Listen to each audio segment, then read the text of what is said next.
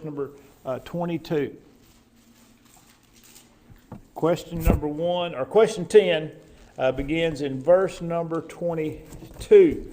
Romans chapter 1 says, professing to be wise, they became fools. And it's an interesting concept. It's not the only time that Paul ever speaks to these things. He makes mention of wisdom and foolishness, or the wisdom of men as being foolishness in 1 Corinthians chapter 1. And it's interesting, again, to see that those who in our world profess to be wise engage in and promote the most foolish of ideas. The wise among us. The wise among us will tell you that boys can be girls and girls can be boys. If there was not a more clear picture of those who profess to be wise being fools, I don't know what it would be than that. We noted how people who mock the idea of God and mock the idea of the Bible and Christianity and dismiss those of us who believe in such things as being superstitious and ignorant, will embrace every form of foolishness and witchcraft that there is under the sun. They'll have a psychic advisor. They'll have somebody reading tarot cards, crystal balls, crystal meth, or whatever kind of crystal they can get their hands on. They'll believe in reincarnation, and I mean, to me, like, the more educated they are, the dumber they are. Well, that would be the case. Yeah. Of course, what we have to remember is most people in Hollywood are stupid. I mean, most of them didn't go to college. And if they went to college, they studied acting. It's not like there's a bunch of PhDs, in biochemistry running around Hollywood. It's not like not a lot of guys running around with PhDs in economics running around in Hollywood. So I mean, these people, as a general rule, are not very bright to begin with. But there is a degree of truth in the idea that sometimes the more educated people become, the dumber they get. And that's really less of an indictment of them as it is the education that they receive. They think they're getting something that makes them wise, and it ends up making them fools. I'll just give you another example. They're brainwashed. Yeah, they're being brainwashed. I'll give you an example. Rhonda's pursuing, she's got her master's in education, and she's pursuing what's called her EDS, which is the next step. Now, she's not going to go on for a doctorate or anything like that, but she's working on her EDS, which I think stands for Education Specialist. Is that right? Yeah. Okay. And I was listening to one of the videos that she was having to watch online, and this woman was talking about how to integrate social justice in your math program. And I'm sitting here, and I'm reading, and Rhonda's over here with her iPad looking at that, and I heard that, and I'm like, introducing or integrating social justice into your math teaching program. I said, that may be the stupidest thing I've ever heard in my whole life. And Rhonda, she has to watch it, But I've seen that in action. Because you go to the drive-through window and give them a $10 bill, and they can't count. Well, that's true too. To get you your money. I know. So they've been worried about social justice. Well, I guess that's right. There's too much social justice and not enough math in the math program. I guess I hadn't thought about it that way, but that would be right. But I mean, this idea of professing themselves to be wise, they have become fools. And so we see that in every aspect of our society, which is what also to me is interesting is Paul recognized it 2,000 years ago. In other words, this is not just something that has come upon us in the last 30 years in American society. This has always been a problem. that people who profess to be wise actually embrace foolishness. But true science That's right. does not disagree with the That's Bible. right. Real science or true science is not in any way contradictory with the Bible. You'll never hear it, but as Albert Einstein got towards the end of his life, he made the statement that the more he learned about science, the more he believed in God. Yeah, he even looking through the results of the Hubble I believe it was the Hubble telescope, or one of the telescopes. He finally said, I see the need for a beginning. Well, that's a pretty serious admission. You know, when you consider that the current state of so-called science is that basically matter is eternal.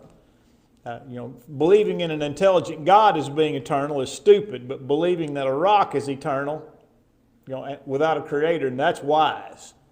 You know, so that is absolutely true. Now, in this particular case, Paul lists 4 things.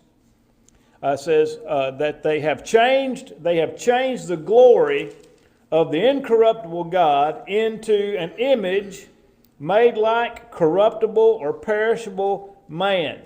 All right, so there were 4, and that's one, but what were the 4 images? I should say, into what 4 images did these fools change the incorruptible God?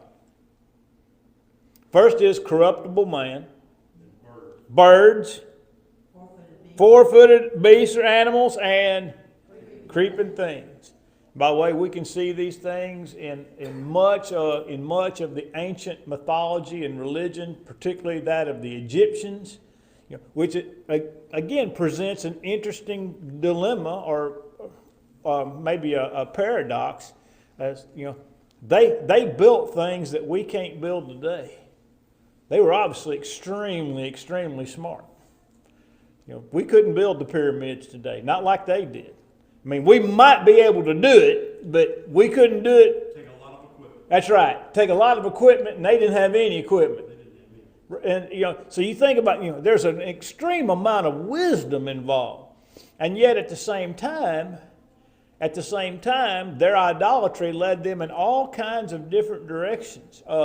If you read the book, and by the way, I suggest that every Christian just have this book, and you don't want to necessarily just sit down and read it in one sitting, although it is a great read. It's the book by S.I. McMillan called None of These Diseases. And McMillan was a medical doctor, and he wrote a book based on the statement that came out of the book of Exodus, where God told Israel, when you come out of Egypt, if you'll do what I say, I will put none of these diseases on you that have plagued the Egyptians. In other words, in many cases, the Egyptian medicine, the cure was worse than the illness. I mean, they would mix ground up worms and animal dung and tar and all types of crazy stuff and put it on wounds and put it on people's head to help their hair grow.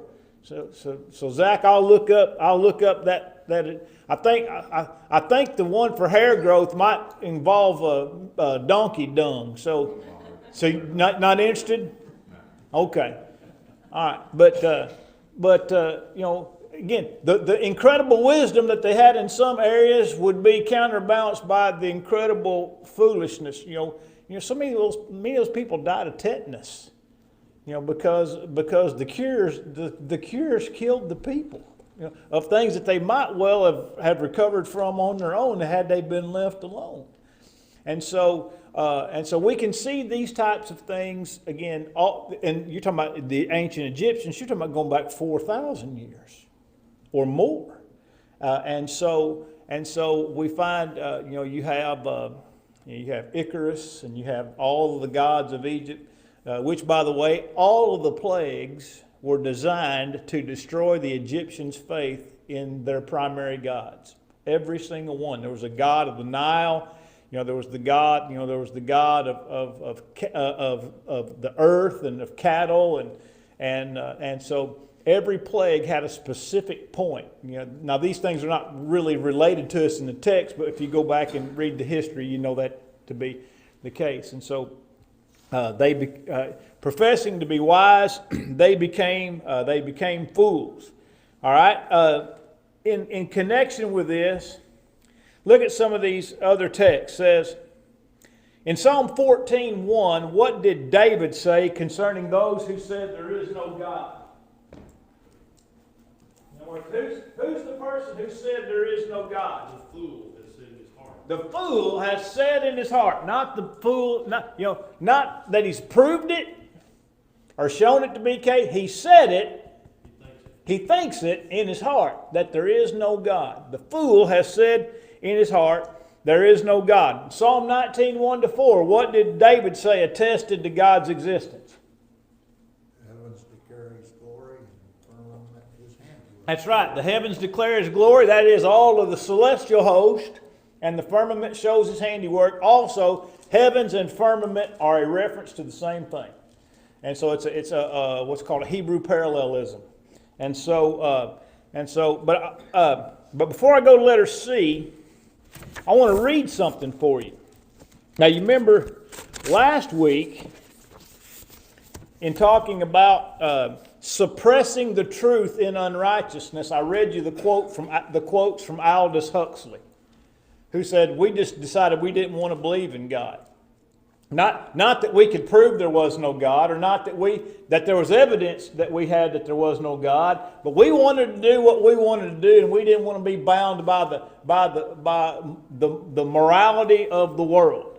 And so we just assumed there was no God and acted accordingly. And particularly, he mentioned twice what he referred to as sexual freedom and liberation. In other words, we just wanted to basically be like animals without any morality attached to us. All right, now I'm going to read to you from a scientist by the name of George Wald. Okay, George Wald was a Harvard professor and biologist who won a Nobel Prize, I believe, in 1967. Don't hold me to that, but you can double check me on this, okay? But George Wald won a Nobel Prize in medicine in 1967 due to some type of research that he had done on the human eye. All right? So this is a well-educated man, okay? I mean, just, not just some, off-the-wall crackpot somewhere. All right, now I want you to listen to what this man wrote in 1954. Now, these are 3 quotes from the same article in Scientific American. By the way, you cannot be published in Scientific American unless you're an atheist. If they have any, by the way, I think Science Magazine may be the same way too. But if they have any inkling that you believe in God, you're not going to get published in these publications. All right? And so here is his article on the origin of life, 1954 Scientific American. The reason, by the way, when I use the term spontaneous generation, do you know what I'm talking about? Spontaneous generation. Spontaneous generation means that life appears from non-life. That life can spontaneously, we know what spontaneous means, right? That life can spontaneously arise from non-life. For many years, for example, people believed in spontaneous generation, and one of the ways that they believed it is they believed that rotten meat produced maggots and flies. Because everywhere they saw rotten meat, eventually see maggots. Of course, we know maggots eventually turn into flies.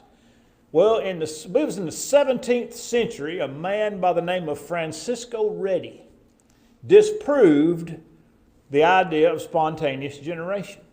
And he did it with a very simple experiment. He took basically three jars filled with rotten meat. One jar had no lid on it. The second jar had a lid on it. The third jar had a piece of cheesecloth on the top of it. And after some time, the meat in the jar had maggots. The meat in the open jar had maggots. The meat in the covered jar, nothing. and the cheesecloth was covered with fly eggs. And he observed that the flies would land on the cheesecloth because they could smell the rotten meat, but not realizing they weren't in contact with the rotten meat, laid their eggs on top on the cheesecloth. And Francisco Redi disproved spontaneous generation about 300 or 400 years ago. All right, so when I say spontaneous generation, what I'm saying is that life just sprang out of non-living, non-intelligent matter. So here's George Wald, Nobel Prize winner for medicine. The reasonable view was to believe in spontaneous generation. He's talking about this article is called The Origin of Life. The Origin of Life. The reasonable view was to believe in spontaneous generation. The only alternative was to believe in a single primary act of supernatural creation. There is no third position. It says, for this reason, many scientists a century ago chose to regard belief in spontaneous generation as a philosophical necessity. In other words, if they had to believe, in order to justify their non-belief in God, they had to, of necessity, embrace spontaneous generation. It says, modern biologists, having reviewed with satisfaction the downfall of the spontaneous generation hypothesis, yet unwilling to accept the alternative belief in special creation, are left with nothing. In other words, they recognize that spontaneous generation is foolishness.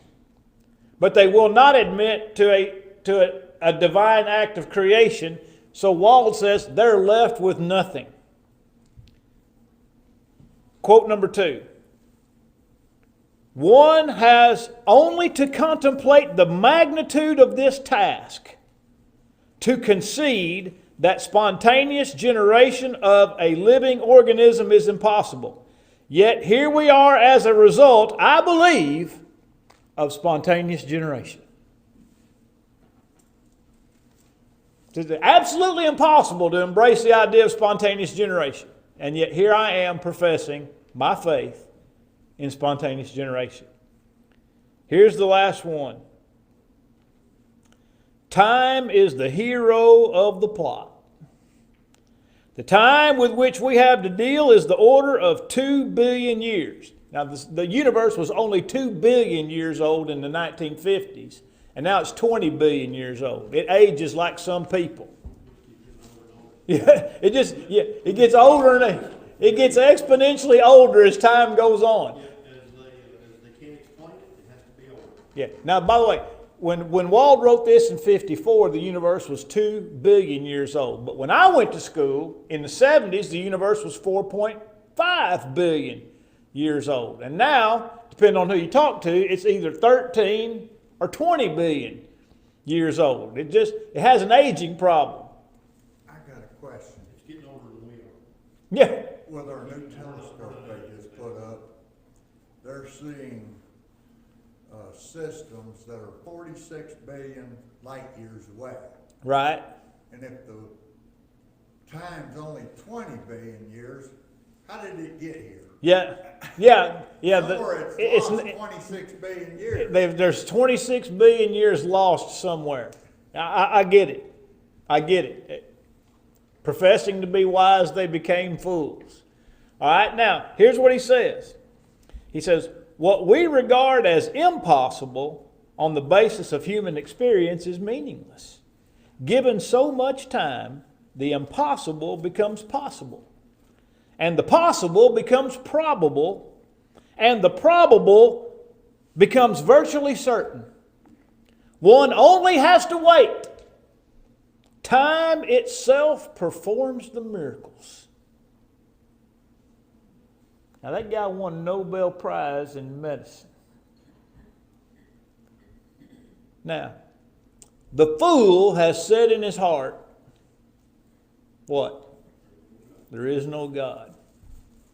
I mean, it just astonishes you that a man could sit here and tell you that spontaneous generation can't happen, and yet I'm going to hold on to it, not because there's any proof for it, but because I absolutely refuse to embrace the idea of God. So time is now God. Time is now God, and the God of the Bible doesn't exist. All right, so I keep these quotes on my computer and accessible because it's just so astonishing. It's just so astonishing. By the way, and I'll just throw this out as I get ready to go back to the text. There's another so-called scientific idea called punctuated equilibrium. And punctuated equilibrium recognizes that there's not enough time and there's not enough transitionary fossils to explain everything coming from a single-celled organism. And so their solution to that is that, and I'll just use that as an example, a lizard laid a bunch of eggs, but a bunch of birds hatched. Now that's what they say. That you have a lizard or a snake laid a mess of eggs, and birds came out of it and just leapt the whole thing forward millions of years without any transitionary species. And so, and again, professing to be wise, they became fools. All right, Acts 17:29, speaking about being wise and foolish, says, we ought not to think that the Godhead is like what? Gold or silver, stone, something shaped by art or man's devising. All right, Paul said we ought not think of God in these ways. Then in the passage, Jeremiah 10, 1-5, Isaiah 44, 9-20, Revelation 9 and verse 20. In a synopsis, very quickly, tell me, why is idolatry so foolish? Why is idolatry so foolish? Isaiah 44 is my favorite one. That's my favorite one. Isaiah says, you cut down a tree. Here's a tree growing out here. And you cut down the tree. And you take part of the wood from the tree and you chop it up and you burn it in a fire and cook your food with it. And then another part out of that same tree, you carve an image and fall down and thank that image for giving you something to eat and heat and say, you are my God. When I teach class, I always ask what would happen if they got the wrong part and chopped it up. Never thought about it. But it's foolish. And then of course Isaiah says, he can't speak, he can't see, he can't hear, and you have to carry him everywhere he goes. In other words, just on its face, idolatry is foolish on its face. All right, let's go to question 11. I've got to hurry because I want to finish this lesson this week. From verse number 24. God did what? Three words. Gave them up. God gave them up to what? Uncleanness and the lust of their hearts to do what? Dishonor their... I got bodies. Yeah. Dishonor their bodies among themselves. Now, in elaborating on this in verses 25 through 27, what type of uncleanness and dishonor is he talking about specifically? Homosexuality. Makes no bones about what he's talking about. He explains it in unequivocal and inarguable terminology. that homosexuality is uncleanness and it dishonors the body of the person who practices it. Now, in verses 24 to 27, what other unflattering words and phrases are found in regard to homosexuality? Besides uncleanness and dishonorable. Vile passions. What else? What? All right, lust in their heart. What else? How about verse 27? How about verse 26? Against nature. Against nature. It's unnatural. Homosexuality is unnatural. End of discussion. Everything that lives is supposed to produce seed after its own kind. That's right. And everything that reproduces by sexual reproduction requires a male and a female. Everything. Everything. All right. What about verse 27? Shameful. What they do is shameful. It's vile. It's unnatural. It's shameful. It's against nature. It's dishonorable. It's unclean. These are all words that Paul uses to describe the act of homosexuality. By the way, people may not know this, but homosexuality was listed as a mental illness by the American Medical Association until 1973. It was listed as a mental illness, right alongside gender dysphoria or gender identity disorder, whatever how you want to refer to it. And so, and by the way, people can still be treated for homosexuality and still are being treated for homosexuality today with some success. With some success. Now, if a psychologist were to be caught doing that, they'd probably revoke his license. Because you're not supposed to treat people for homosexuality. You're not supposed to try to help. You're not supposed to try to fix them. You're supposed to encourage them. Validate them. Right? I mean, that's the world we live in. But it was considered a mental disorder until the early 1970s. Also, I want to note from verse 27. This is not in your handout. This is all that I've written down, and I'm going to have to revise it when I go back and rework this material. Note the phrase, likewise also the men, leaving the natural use of the woman, burned in their lust one for another, men with men, committing what is shameful. Here's what I want to focus on right here. Receiving in themselves the penalty of the error which was due. Think about that. Receiving in themselves the penalty of the error that was due. Remember last week and week before we talked about the wrath of God is revealed against all unrighteousness. And sometimes that wrath is revealed, is manifested in the suffering of the innocent, right? We all understand that. Sometimes innocent people suffer because of the unrighteousness of others.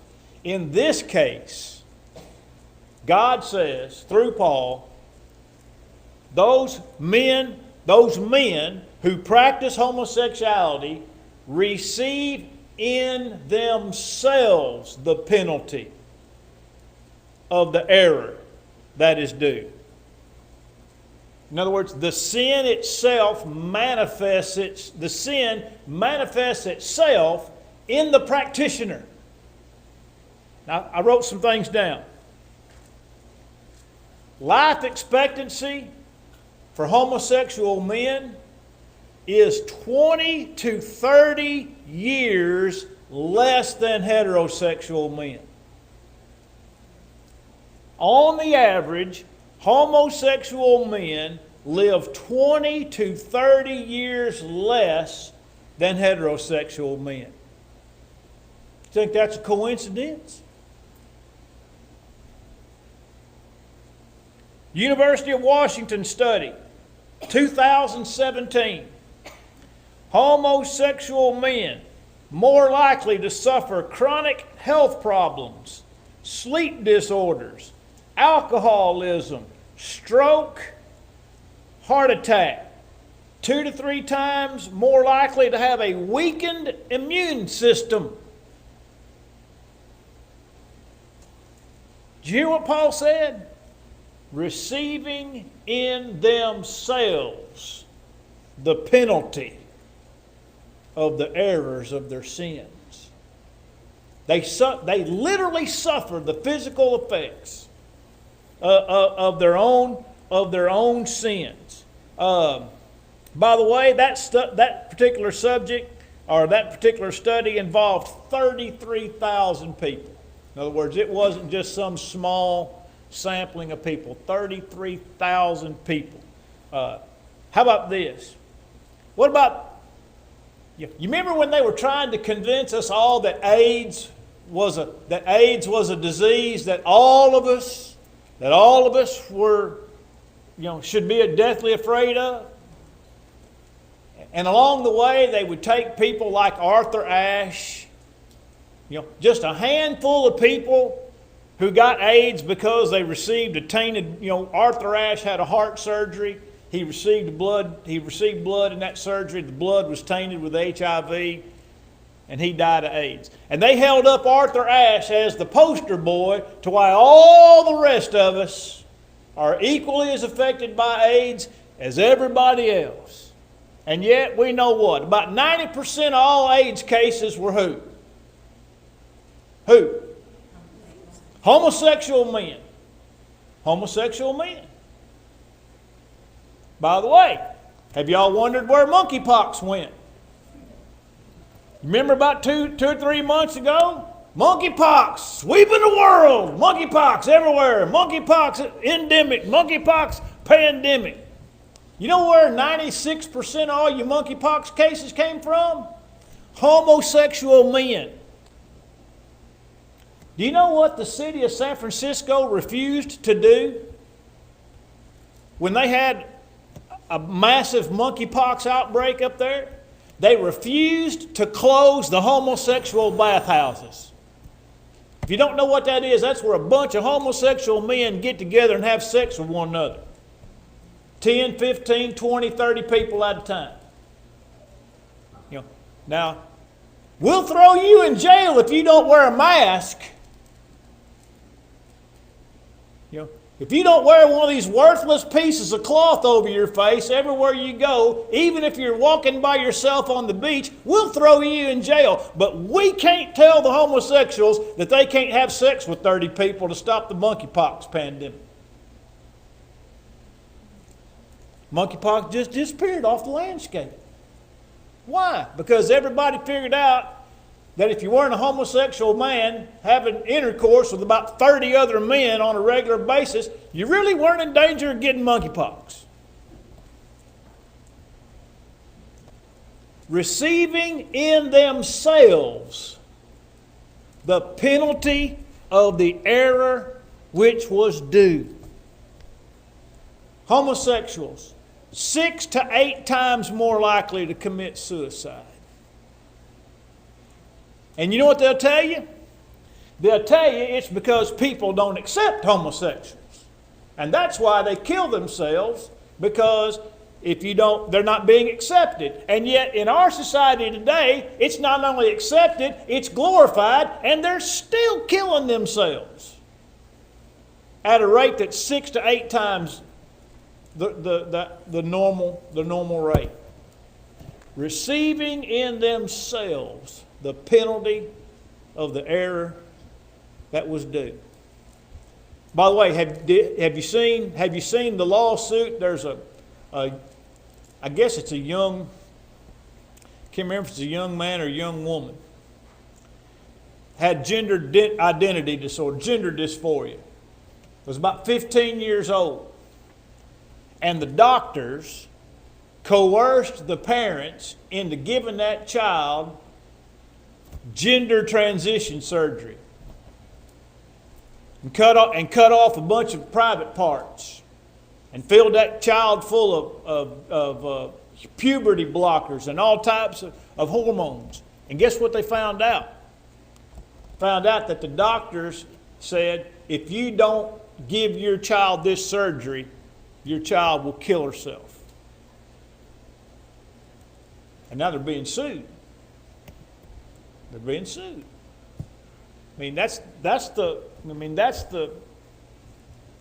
medical world that we live in now.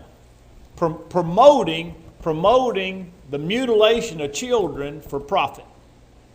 Because they know that every one of those kids that they can get into those surgeries and whatnot is worth between $700,000 and $1 million in revenue for them. They're mutilating kids for profit.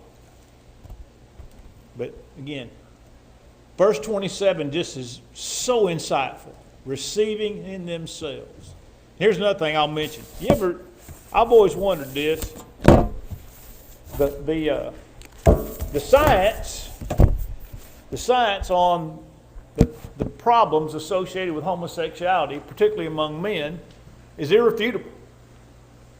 I mean, it's consistent. Shortened lifespan, more health problems, more likely to commit suicide. It's been that way for years and years and years. And yet, insurance companies cannot charge you a higher health insurance rate if you're homosexual. They cannot charge you a higher life insurance rate if you're homosexual.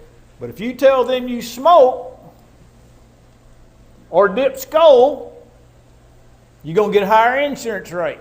You're going to get a higher health insurance rate. You're going to get a higher life insurance rate.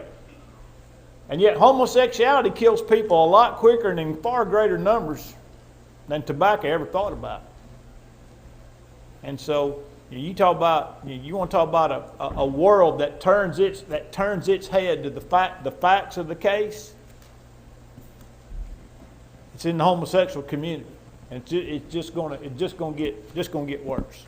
All right, I have lesson 2, at least the first 3 pages printed off and copied. I don't have the whole holes punched in them. Where's your crew, Scott? They coming? All right. All right. Give me just a second. I'll go pull those out and get them hole punched, and we'll get these handed out to you. And tonight, don't forget, next week, Wednesday service, bump back to Tuesday, singing in the fellowship building. Hamilton and Barn Creek are coming, so it should be a full house. Should be a really good period of singing. So be reminded of that. All right, let me go get these copied for you. No food. No food.